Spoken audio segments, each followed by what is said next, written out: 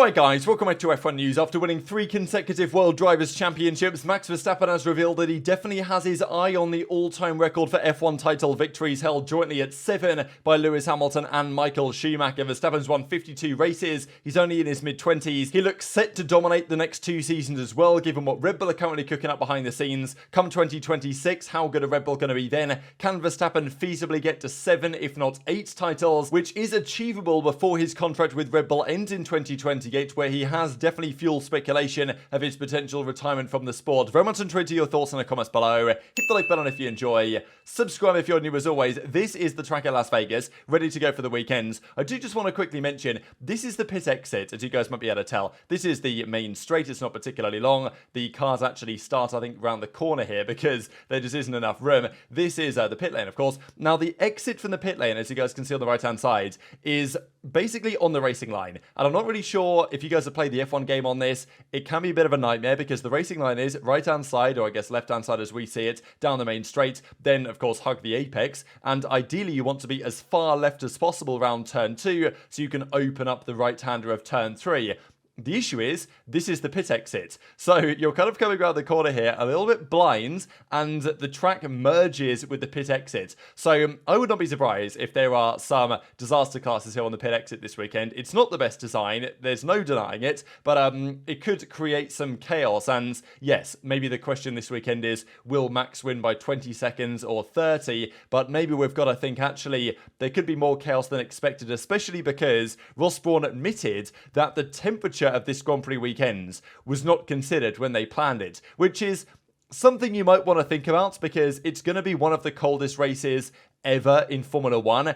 Nighttime in Vegas in the desert, it's going to be 3-4 degrees. Now, sure, maybe this could be good for the engines because they're not going to overheat, but there's also serious challenges to make cars even work at those kind of temperatures that needs to be considered. There's no Formula 2 here, right? There's no other feeder series to grip up the track. The tyres are going to be cold. The track is going to be very cold. Getting the appropriate amount of grip, getting the cars to work properly is going to be a big challenge. So, yeah, F1 apparently just forgot to even consider that it gets very, very cold at night in November in Las Vegas.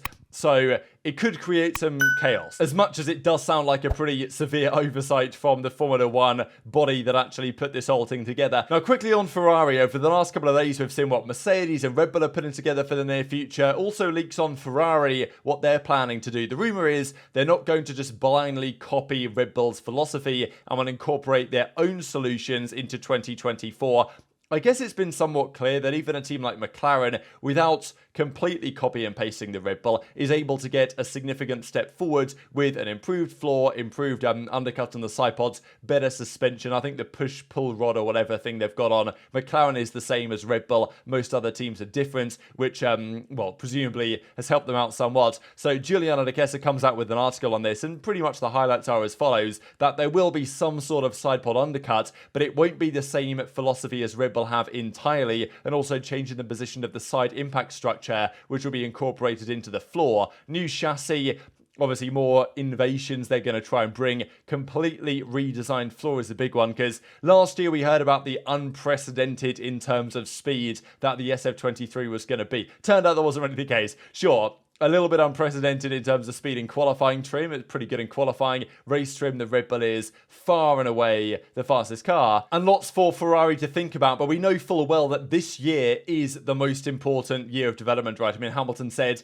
they need the best 6 months of development at Mercedes they have basically ever had if they want to compete, because next year, going into 2025, the focus won't really be on 2025's car. It's going to be on 2026's car with the brand new regulations that are going on there in a similar way to at the end of 2013. Vettel won all those races in a row, in part because nobody else was bringing any upgrades because everyone was focused on the brand new and revolutionary 2014 set of regulations. So Ferrari, I think it's probably good for Ferrari fans that they're not blindly becoming literally a red Bull, I suppose, for Project 676 or whatever next year's car is officially going to be called. I guess they think they've got some, understanding, and probably the way to go is to do something a little bit different to Red Bull, because if you blindly copy carry them is probably not going to work out as well as the RB19, and the RB20 is going to be an evolution, if not a revolution, as we saw yesterday on that car design. So we'll see what Mercedes do over time as well. Haven't really been many rumours on what they're planning to do in terms of concept for next year. We know that it's going to be dramatically different. We know that it's going to be Red Bull inspired, but again, I think both Mercedes and Ferrari won't want to just say, all right, we're going to make our car look like a Black Bull or a Red Bull or whatever you want to say, because at that point you're kind of conceding that you're not going to win the championship, and well, that's what they're going to try and pull off. Now Hamilton's in the simulator here getting ready to go for Vegas.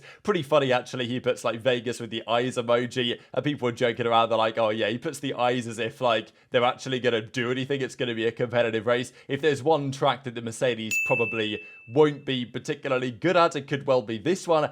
Sure, they should be fine in the first and second sectors, but there's a mega straight towards, on the Las Vegas Boulevard, which should not really suit the Mercedes that has been struggling in a straight line, it's got to be said, compared to many other competitors, and especially so in the most recent Grand Prix in Brazil. Now, Ross Brawn has talked about this as well, the situation at Mercedes and at Red Bull. Brawn was the man a few minutes ago who said that actually they failed to consider the temperature implications at Las Vegas, but he gave an interesting statement yesterday discussing how Red Bull should give Verstappen competitive teammates such as Hamilton had. He was at Mercedes when Hamilton joined Rosberg, and then when Rosberg retired, they then put Bottas in the car alongside Hamilton. Now, to be honest, one of the reasons why Brawn is probably saying this is because he was in charge in part, or was a big proponent of the regulations that came in 2022 that were intended to improve the quality of the racing and make it so that midfield teams would be competing for wins. We're 2 years into these set of regulations. Neither of those things have really happened outside of the first half of last season, when definitely the ground effect was working, the cars could follow closer, there was less dirty air. Over the last couple of seasons, people blame Toto Wolff for this and the technical directive and stuff. The reality is that the teams were going to pile more downforce on regardless, and regardless of Wolff's intentions or TD39, at this point in the second season, the cars are generating more downforce in various ways that weren't intended by the regulations, and therefore the cars are harder to follow and, according to statistics, not particularly dissimilar to the cars back in 2020 in terms of following. And also, there's one team that's far and away the best by an absolute mile, and nobody can seem to catch up at all. So in order to save the, Brawn's own predictions, I think it's in his best interest if Red Bull were to at least have a competitive teammate to Verstappen, such as there's more interesting championship battles, because, with all the promise of these new regulations, it hasn't really delivered what was promised, even you could argue far from it, over the last couple of years.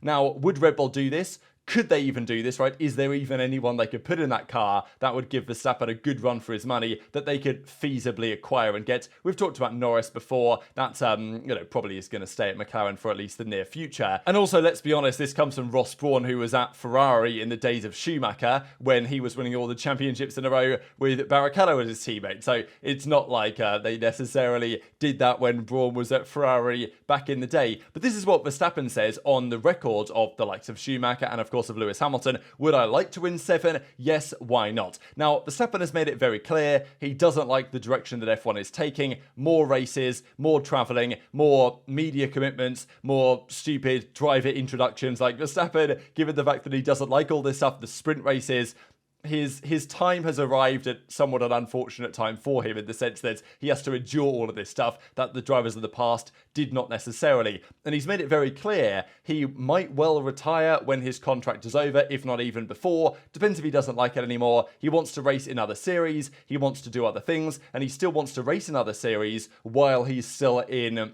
prime form. He doesn't want to wait until he's like 40, let's say, to then go and do other series, because if he does, he doesn't feel like he's going to get the best out of himself in those scenarios. As he goes on to say, even if I don't win 7, I know that there's still so many more things in life than F1. I'm already very happy with what I have achieved. But still, he at least addresses it, because previously Verstappen hasn't really mentioned the idea of winning all the titles that Hamilton or Schumacher has, but now I'm sure Verstappen definitely feels like it's within his capabilities. Like, he's still in his mid-20s, he's been around in Formula 1 for a very long time, to be honest, since he was, 17 or so, won, of course, Spain back in 2016, all those years ago, after the two Mercedes, Hamilton and Rosberg that we just discussed, collided going into turn 4. But nonetheless, Verstappen now addresses the concept of, could he win as many titles as Hamilton and Schumacher had? And of course, if he says, would I like to win 7, why not? Why not 8? Because it's definitely not out of the realms of possibility. These are championships won by the drivers. Verstappen now is at 3. He's won 3 in a row, and the likelihood likelihood is he's going to win in 2024 and 2025 as well.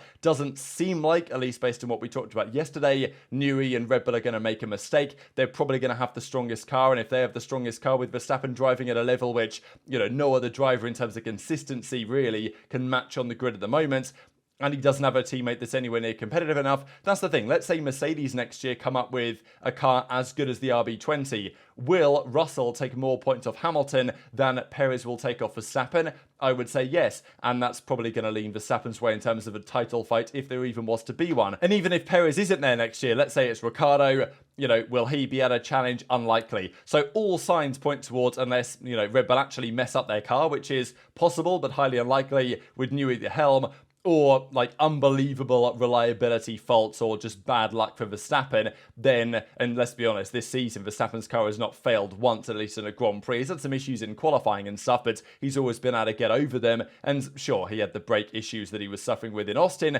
but the car's been so fast and he's been so consistent that it just hasn't mattered in terms of costing him victories. So theoretically, Verstappen could be a 5-time champion, level with Fangio by 2025, and that would be 5 titles in a row, which is only been done by Schumacher. Now, Hamilton got very close, to be fair, to many more titles even than that in a row. He won in 17, 18, 19, 20. Could have very much won in 2021 and, of course, 2016. The Rosberg year with some of the bad luck he had with engine failures early on. But still, Verstappen is definitely within his capabilities. This is the current set of driver contracts. Verstappen's contract runs until 2028, and which time he could be, okay, let's say he wins the next 2 years. We go into 2025. Verstappen's a 5-time world champion. He's got 3 more years in his deal. And theoretically, if Red Bull were to, again, it's going to be ground effect, right? 2026, the cars are still going to be ground effect regulations. There's going to be movable aero possibly. There's questions about what the regs are going to be aerodynamically. And the belief is right now that Mercedes and maybe Ferrari are probably ahead of Red Bull in terms of engine development, which is significant. But, aerodynamic performance is also valuable. And maybe the regulations aren't going to be that dissimilar in some ways